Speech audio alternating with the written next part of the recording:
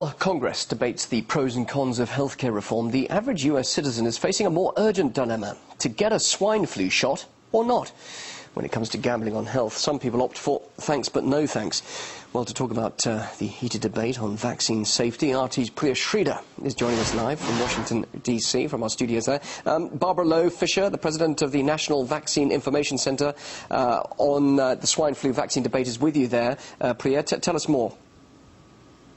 Hi there, Bill. Well, not too long ago, the first shipment of the swine flu vaccine became available here in the United States. And even though it's only being offered to certain high-risk groups right now, the average American out there is saying they're not even sure if they want to take it at all. So what's the point of a vaccine if no one takes it? Well, joining me to help talk about it is Barbara Lowe-Fisher from the National Vaccine Information Center. Barbara, thanks so much for joining me. Thanks for having me. So the first thing I want to talk about actually is there's been a lot of theories out there that the swine flu was actually man-made. What can you tell me about that? Have you heard some of these theories? I have heard. There's a lot, of course, talk on the internet about that. We do know that earlier this year, Baxter had an issue with sending out contaminated vaccine. It was caught in Czechoslovakia. But I think if you look at this virus, it is mild to moderate. It is not causing, it's not lethal. For most people, it does not cause any problems. If you really had a conspiracy where someone was trying to unleash a lethal virus on the world, you would be seeing a very different kind of progression with this disease. We already know from Australia and from the Southern Hemisphere that are through their flu season that this remains a mild virus. In fact, milder than the seasonal influenza strains that have been going around in the past few decades. And so obviously there's a lot of mass hysteria out there, and that's kind of where a lot of these theories have come from as well. What is causing the average American to be so confused about this? And, you know, many people are saying they don't want to take it at all, but many people are just confused. We do have polls that have shown anywhere from 1/3 to 50% of families are not going to be getting the influenza vaccine, the swine flu vaccine for their children. We don't know what actually is going to happen when the vaccine's rolled out to everyone. So I think that, you know, the best advice that we can give to people is you need to become informed about the influenza strain, the H1N1 strain.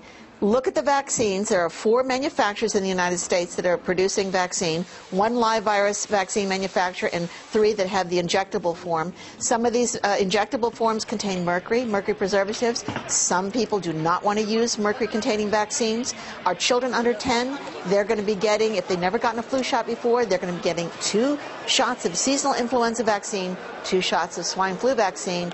You need to ask for the mercury-free single-dose vials if you're deciding that you want your child vaccinated. But I think for a lot of people, they're taking a wait-and-see attitude, and they're going to wait and see, is this virus really going to get more dangerous? There's no indication it's mutating, no indication it's going to be anything but mild for most people.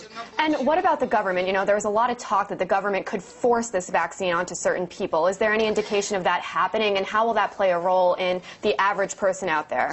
You know, it's happening in New York. The state of New York has mandated that the healthcare workers get this swine flu vaccine and seasonal flu vaccine.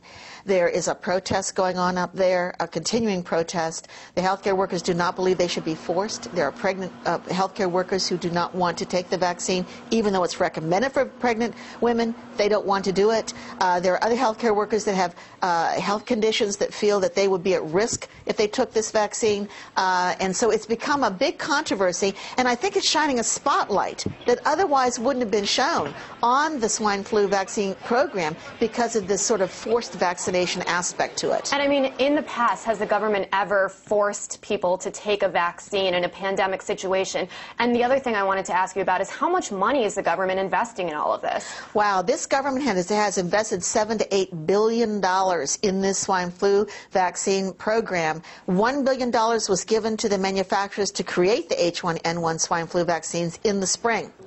And since then, more billions of dollars to both deliver the vaccine to the people and to promote, advertise its use.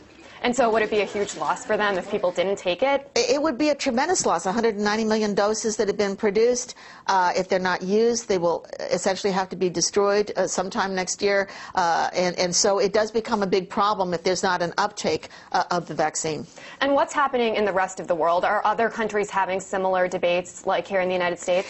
There are other countries are going to be rolling out national vaccine programs. I understand France is, and other countries will be recommending the vaccine for their populations. We're going to have to see how this plays out globally.